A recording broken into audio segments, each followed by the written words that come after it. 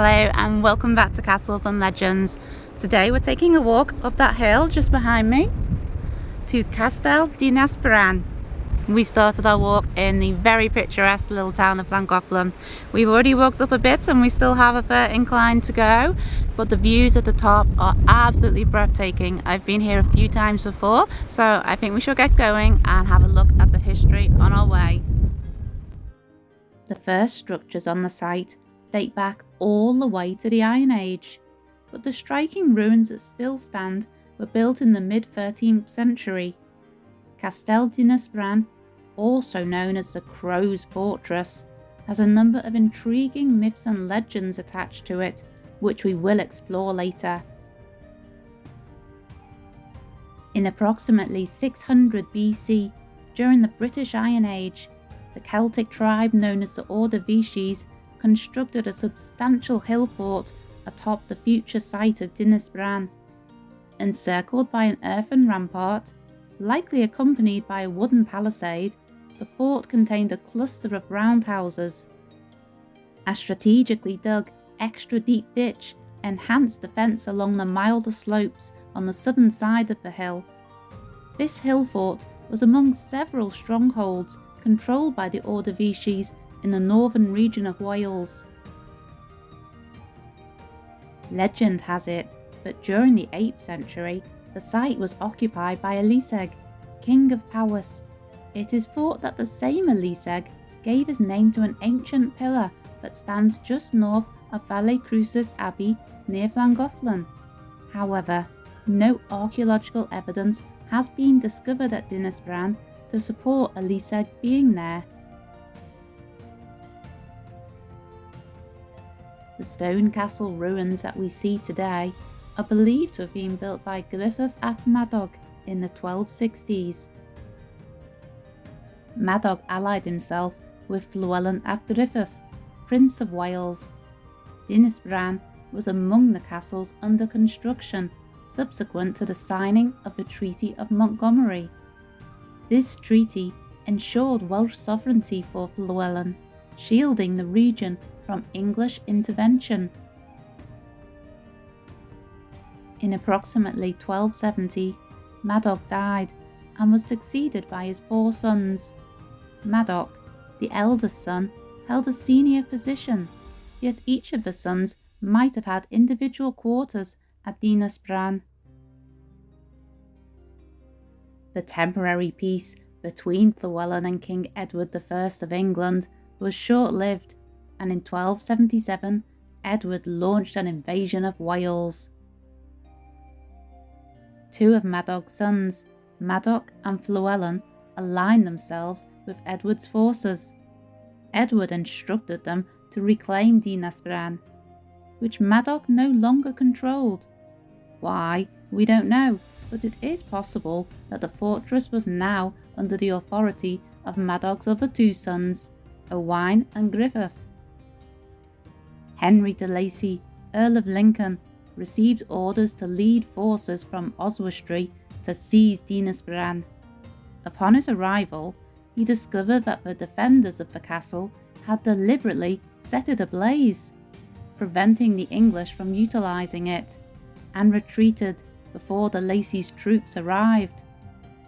In spite of the fire, it is said that the castle surprisingly endured minimal damage and was garrisoned by the English. Following the Treaty of Aberconwy on the 10th of November 1277, a brief period of peace ensued between the English and Welsh, but the war resumed in 1282.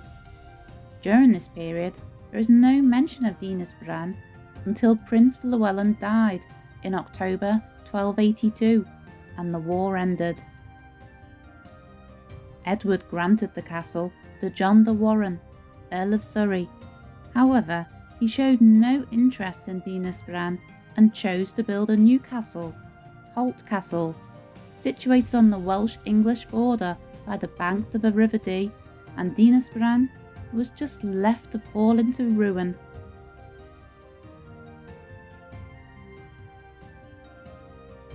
Dinas Bran's tenure as an active fortification was remarkably brief, approximately only 20 years.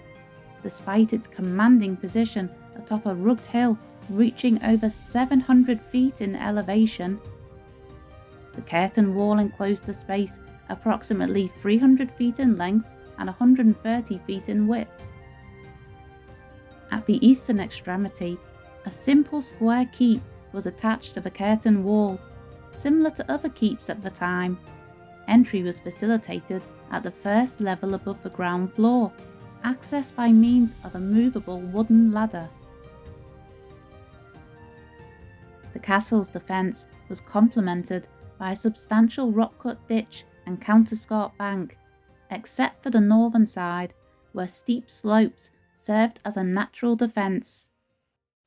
Positioned on the shorter east side, set apart from the courtyard by a rock-cut ditch, stood an elaborate twin-towered gatehouse. Along the midpoint of the elongated south side, a D-shaped tower projected from the courtyard wall, and indications suggest the presence of a hall between this tower and the ditch. The castle's been popular with visitors for many years, and in Victorian times, local women would carry refreshments to sell in a tea shop all the way to the top. The literal translation of Dinas Bran into English is the Crow's Castle. Therefore, the straightforward interpretation of the castle's name is that it refers to a location where crows inhabit, and the castle is often known in English as Crow Castle. Legends intertwine Castell Dinas Bran with the King of Britain, featured in the Mabinogion, a tale dating back to Arthurian times.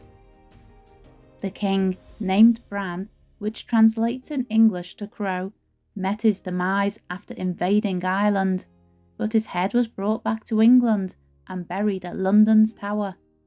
According to the stories, as long as Bran's head remained buried, Britain would be protected.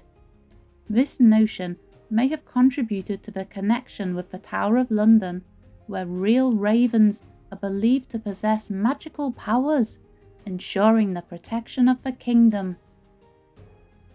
However, narratives also recount that King Arthur retrieved Bran's head, choosing to personally safeguard Britain rather than relying on the mystical power of a buried body part. Additionally, claims suggest that the hillock at Dinas Bran conceals a holy grail or a golden harp, and it is believed that fairies inhabit the area. According to the 12th century tale, The Romance of Fulk Fitzwarren, Dinas Bran was once the residence of King Bran. Following Bran's passing, the castle was left abandoned due to persistent rumours that the castle was haunted by evil spirits. Pan Peveril, a renowned and boastful Norman knight, sought to dispel these rumours and prove his courage. Determined to spend the night within the castle, Payne, accompanied by 15 other knights, faced an unexpected storm that brought forth the malevolent giant Gog-Magog. Armed with a deadly mace, Gog-Magog was described as a man-giant possessed by an evil spirit. In a daring defence, Payne confronted the giant using his shield and cross, catching him off guard. With swift action, Payne stabbed the giant with his sword. As the giant lay dying, he revealed the earlier valiant efforts of King Bran, who had constructed the castle to combat the giant. Despite King Bran's attempts, he was compelled to flee, allowing the giant to torment the land for many years. The giant disclosed the presence of a great treasure beneath Dinas Bran, including a massive golden ox, but died without disclosing the exact location of this hidden wealth. We really enjoyed our walk up here today, and the ruins, very beautiful, very atmospheric. I hope you've enjoyed exploring them with us too, and the history of the castle. If you have, please give us a like and subscribe to our channel if you've not already, and we hope to see you again very, very soon. Bye for now.